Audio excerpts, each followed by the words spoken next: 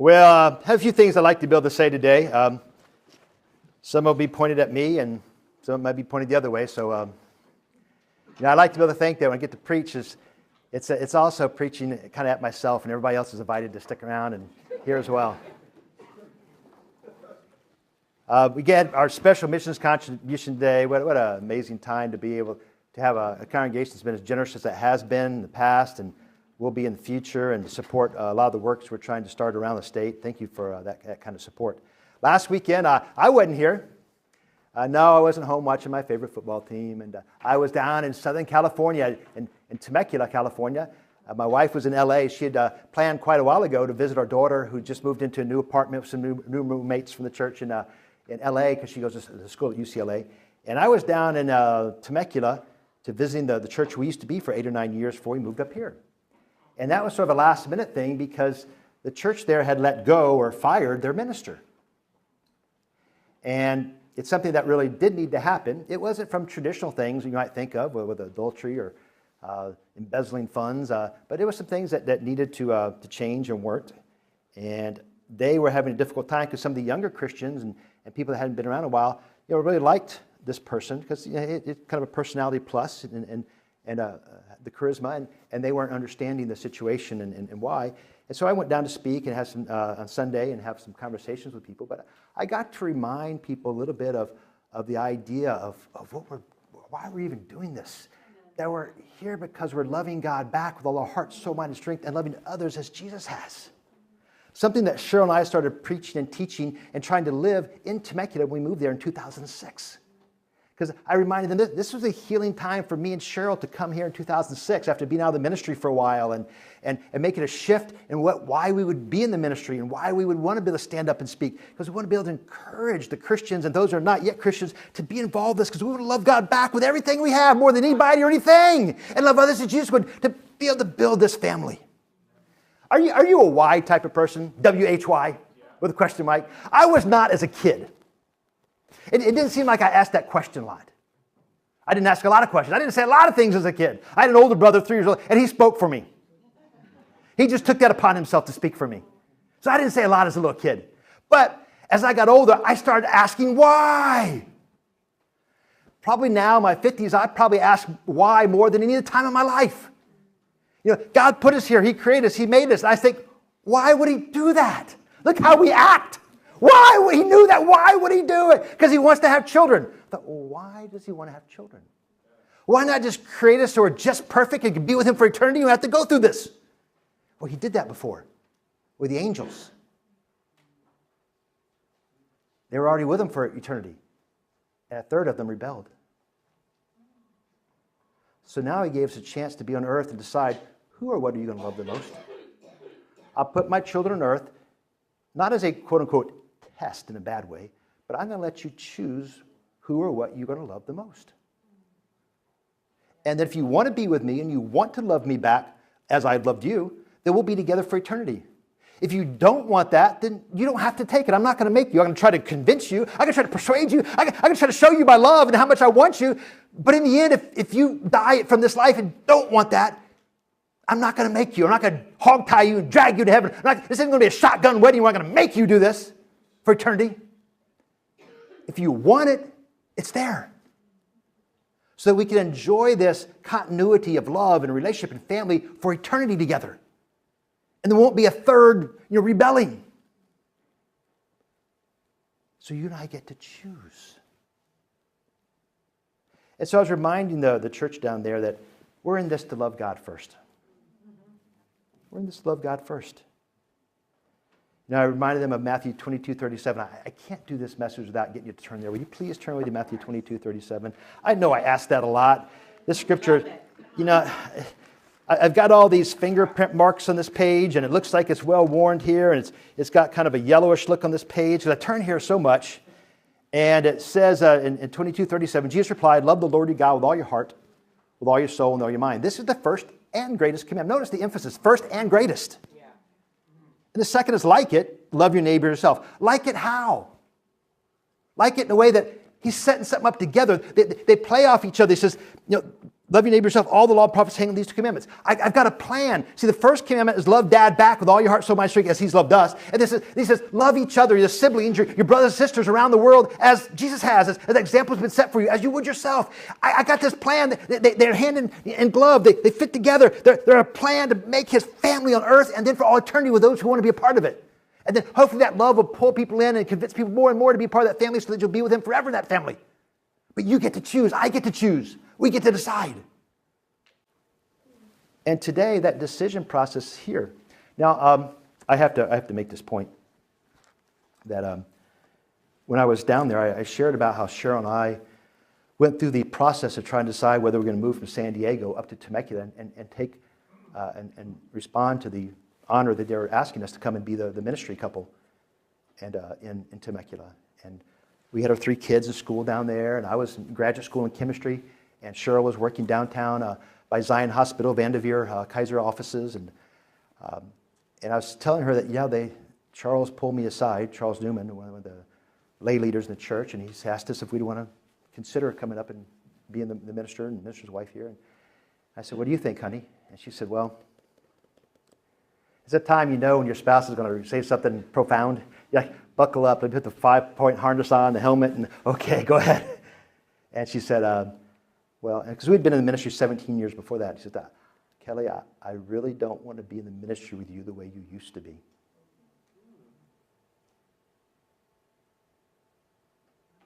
Wow. And I thought about that for a while. And we'd already been talking about making this shift in our life that, life is really about the 2 greatest commandments. Learn how to love God back and love each other as Jesus had. And I said, if we want to talk about this going forward, and even considering it, I will, regardless if we go in the ministry or not, but I want to make this vow, this promise to you and to God that, especially if we go in the ministry, and if we don't, that life's going to be about loving God back with all my heart, soul, mind, strength, and love others as Jesus would. And she saw me continue to make that process and that progress those times I was in graduate school, and then we interviewed for the position, and we took that and moved to Temecula. And our kids grew up there, went to high school there. All 3 were baptized while we lived there. It's a place that our family loves, a healing time that we can really start teaching and preaching in a way that it's just all about loving God first. It's not about building something and how you look and something you're trying to achieve and notoriety from others. It's about loving God back with all your heart, soul, mind, and strength, and loving others as Jesus has. Amen. And that decision was in 2006, and now it's 2017. And I made that vow to her and to God that if we started in the ministry and I could not keep it about loving God first, then we'd get back out. So it's been 11 years. Amen. Amen. I hope it's going to be for a lifetime. And for you, I hope it's for a lifetime. Amen. Come on. Amen. That I'm in this to love God back with all my heart, soul, mind, and strength, and love others just would. And I'm not going to let other things compromise that decision. That's right. Not a person, not a thing, and not me be allowed to compromise it. I hope you're in that place in your heart. Because there's a lot of things that will try to compromise that decision. Many things. They'll try to distract us and take our heart and passions for other things. Well, I wanted to get you to turn over to Hebrews chapter 12 with me.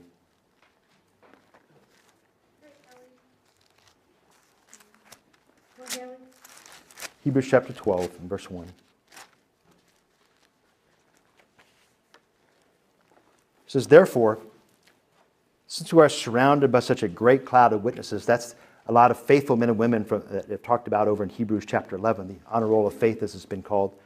It says, we have this great crowd of witnesses that are there. Let us throw off everything that hinders and the sin that so easily entangles, and let us run with perseverance the race marked out for us. Let us fix our eyes on Jesus, the author and perfecter of our faith, who, for the joy set before him, endured the cross, scorning its shame, and sat down at the right hand of the throne of God. The joy was because he loved God and he loved us, not because he went through torture and separation from God. Consider him who has endured such opposition from sinful men, so that you might not grow weary and lose heart. Sometimes we can feel like we've grown weary we feel tired emotionally, right? Because life just seems difficult. Well, life is going to be difficult, and life will feel unfair. Do I want to go through life feeling those things with God, or do I want to go through life feeling those things without God? Which one do you think is a better way to go? Because without those boundaries, and without God's help, and when times are really tough, then we will find our lives in places we do not want to go, and will regret that we have gone there. You and I have to be at a place where we're going to fix our eyes on Jesus. I love this. If you look back to the Greek word study, the Amplified Version has it this way: to look away from what distracts us. You and I get the opportunity and choice to look away from the things that will distract us and keep our eyes on our relationship, our marriage to God. There are a lot of other things I can get involved with, a lot of relationships and things I get all entangled with. But I'm the one that has to make the decision. I will look away from those things and look towards God again, to look back at Jesus. That's my decision. It's your decision. I can't make that for you or for anybody. The only person I can make that decision for is me. And I know that because as a younger minister, I tried to make that decision for other people. And all it did was create greater rebellion and bitterness towards me. And even my children, our 3 children, Cheryl and I realized we cannot make them. They have to decide they're going to put their eyes on Jesus. They can't just simply do it because mom and dad did it, because they get older. They go through puberty.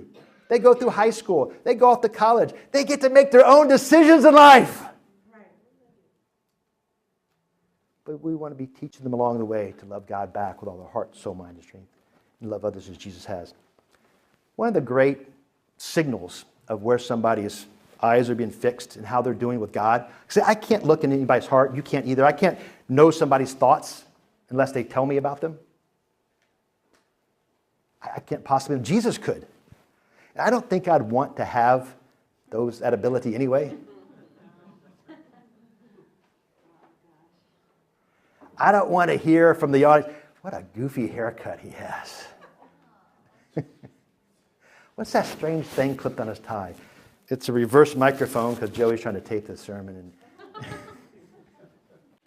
Why does he have those strange hairs growing out the inside of his ear? All those things like that, you know. I don't want to know that.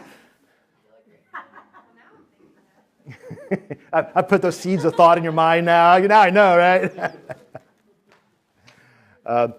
But Jesus could. I can't. You can't. But there are things we do and say that sort of reveal what's in there. And I have learned over the years that when somebody is pulling away from the Christian relationships, there's a reason for that. It's not just work. It's not just a busy schedule.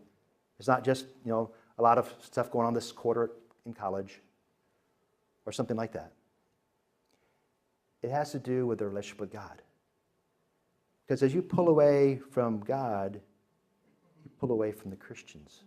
There's a marriage little skit I'd like to do that I've done before, but I want to do it so it relates to a bigger family feel. So I need somebody to volunteer to be a Jesus figure. You don't have to say anything. Leo, can you stand up here and just be Jesus for us? You won't have to say anything. Come on, please. Leo, you're the guy today. Let me get you to stand right up here, like on the first step right here. If you're going to be our Jesus figure, our messianic figure today. Just the first step would be right there, maybe right in the middle would be great if you wouldn't mind. I need 2 people who are struggling in their relationship. It's like a married couple. How about Rich and Stephanie? Yeah! If one of you could go back by the soundboard and the other back by the other door. You weren't supposed to say anything. One back by that door and the other by the soundboard, just kind of separate. Now, you can see they're separate from each other. They have this division between them. There's space between them. Now, as they come forward, just kind of walk forward as though you're going to walk up to Leo, to Jesus, back by the center of the outward aisles. Just walk down here. And as they walk closer and closer to Jesus, as they're getting this together with Jesus, what's going to happen to their relationship as they get closer and closer to Jesus? They're going to get closer. So as you guys get closer and closer, you guys get closer.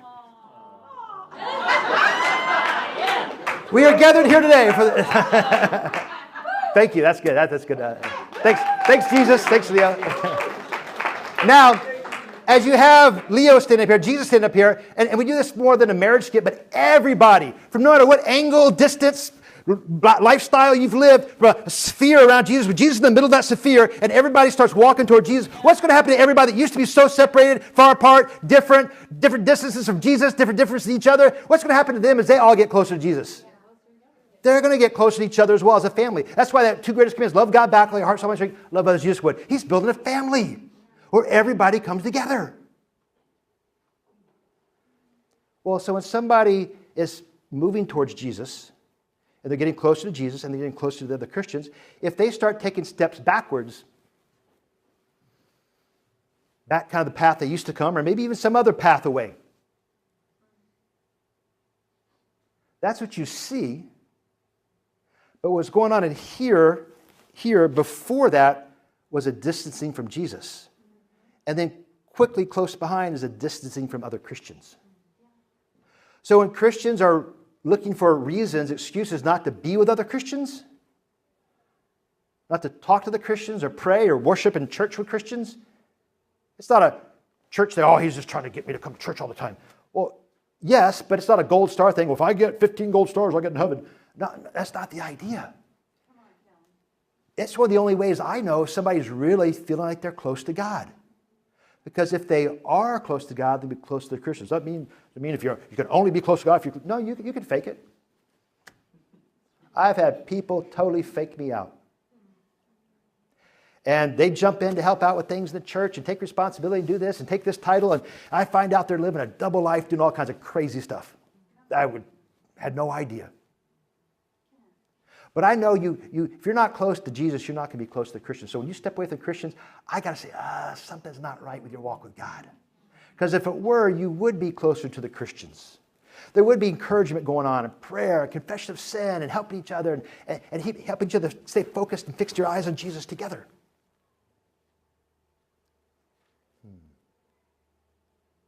Okay, did the little skit work? Does that help some? Did I just waste time this morning? I hope not. We read this scripture in Hebrews 12. But if you look over in Hebrews chapter 3, it says this in Scripture very succinctly, very plainly, very, very clear, if you will.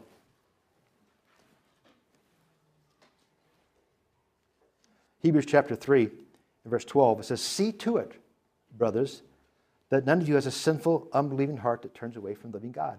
I like this idea, see to it. That's action. It's not passive. It's not passive-aggressive. It's none of those terms. Here's an action way, kinetic. You step forward and you ask your brothers about what's going on in their life.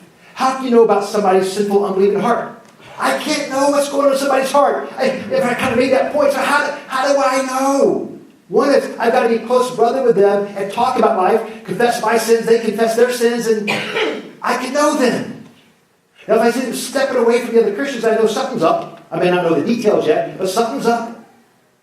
It says here in verse 13, "But encourage one another daily." Not just at church on Christmas and church on Easter, but every day I'm supposed to be involved in Christians' lives. That's the one of the ways I can keep my eyes fixed on Jesus, on God, because I'm with other Christians doing the same thing. Now, Sean Madden downstairs, and he's teaching the kids, he wore his Arizona State shirt today. He went to Arizona State. And many of us may know that the Ducks lost to Arizona State last night in the last minute field goal. But if you were going to go out for a sports team, let's say you're given the opportunity to try out to be on the football team of the University of Oregon. And you say, well, you know what, it happens in my tryouts in a month, and I got to get ready, got to get in shape.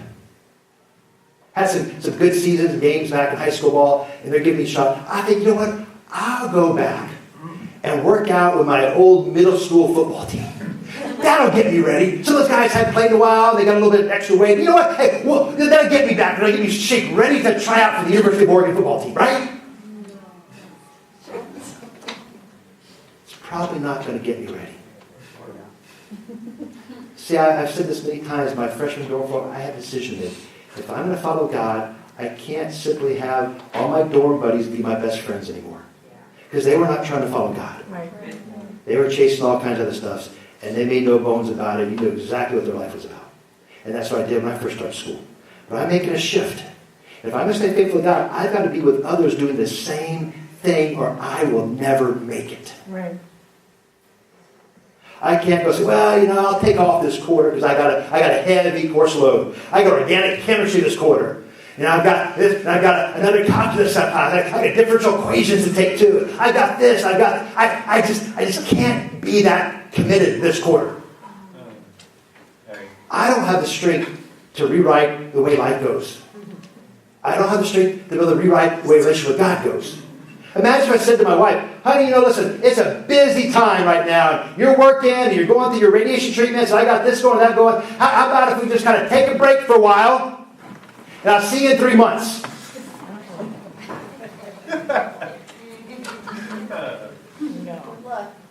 Well, thank you, yeah.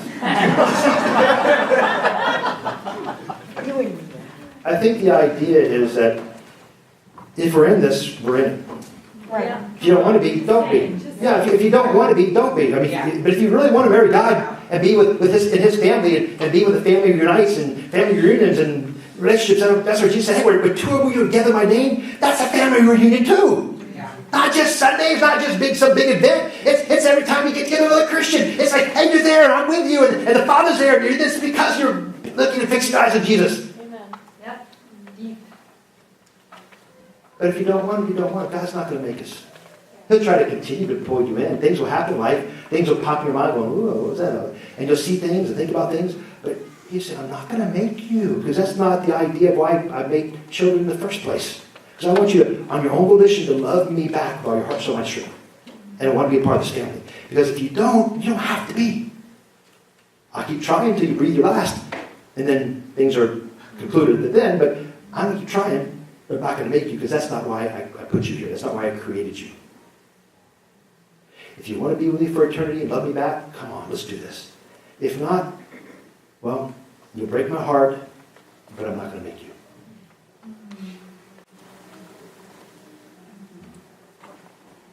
If one of my children decided they didn't want to follow God anymore, they just want a crazy college lifestyle, whatever they're doing, well, okay, I still love you.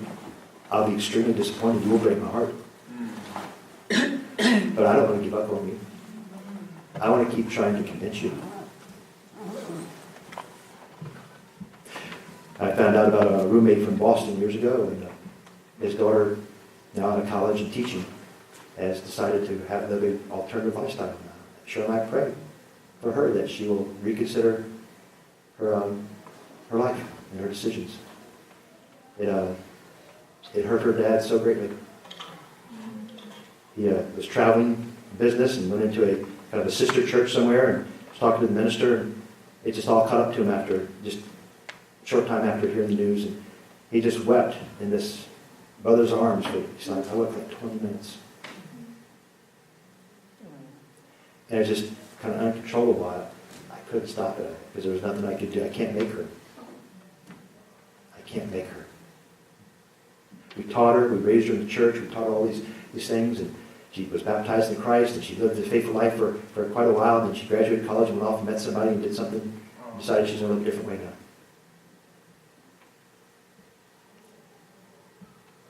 And all of us would probably feel similarly with our children.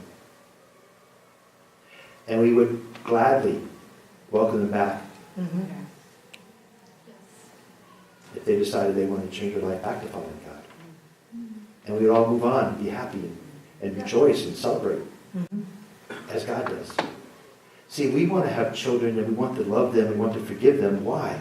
Because we're made in the image of our Creator. He wants to do that. He wants to forgive us. He wants us to come to Him. He wants us to be with Him. He wants to give us a way to live this life. Even if we live something totally adverse to what He's wanted. He's willing to forgive us. Say, hey, I love you. I'm your dad. I just want you with me in this life and for all eternity. For all eternity. I don't want you choosing something else that's going to lead us away for the eternity. But I know I need to make this about love. To make it really true children the way I see relationships. And we get this experience the way God wants relationships, which is total commitment for the rest of life and the rest of eternity. That's the way God views relationships. He says, if you don't want that, if you just want stuff, or some kind of cheap thrills, or some kind of human desires placated, then okay, I'm not going to stop you, but I want you with me in this life forever. And have this relationship that's a bond for all eternity. That's our God. Mm-hmm. Wow. He doesn't play with relationships. He says, I've given you everything. My life. Even death on a cross. A way to have sins forgiven no matter what they've been, how crazy out there they've been. I'm willing to forgive them and have you come back to me. I'm waiting here with open arms. I'm not going to chase you down and make you, but I'm here waiting with open arms. You get to decide whether you want that embrace or whether you want to go embrace other things in this world. You get that choice. And that's from a loving God, a loving Dad, a loving Creator. And the good things we feel about relationships, the way we want them to be, the way we intend them to be, that's from our Father, who's ordained this image. Unfortunately, those good intentions don't always work in relationships, do they? Right.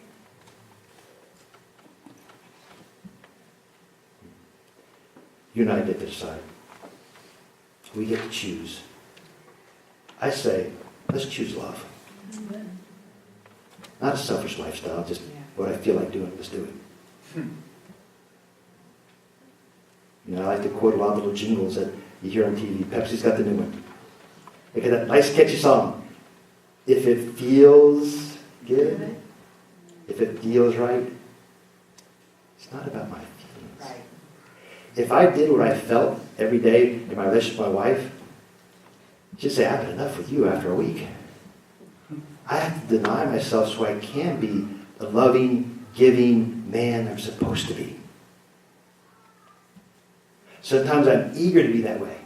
Sometimes it just takes a little nudge for me to be. And sometimes I got to stop myself. Come on, Kelly. Quit acting that way. Quit thinking that way. Fix your eyes on Jesus, not the things you think about, the things you want, the things that tempt you.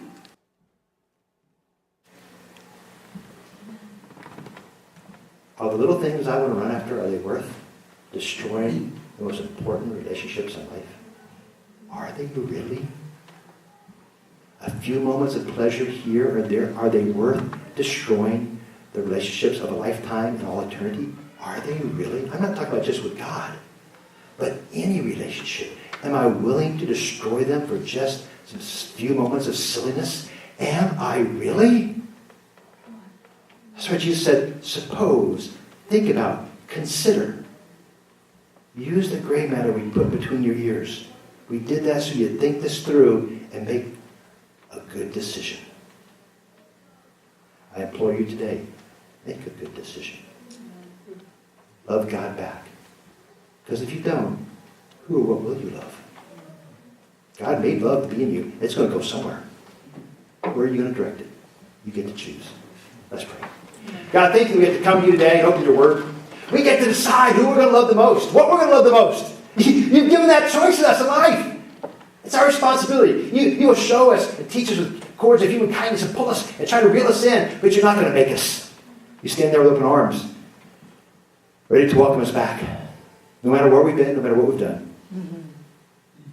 Please give us that desire to love you back with all our heart, soul, mind, strength, love as Jesus has. Thank you for your love, Father.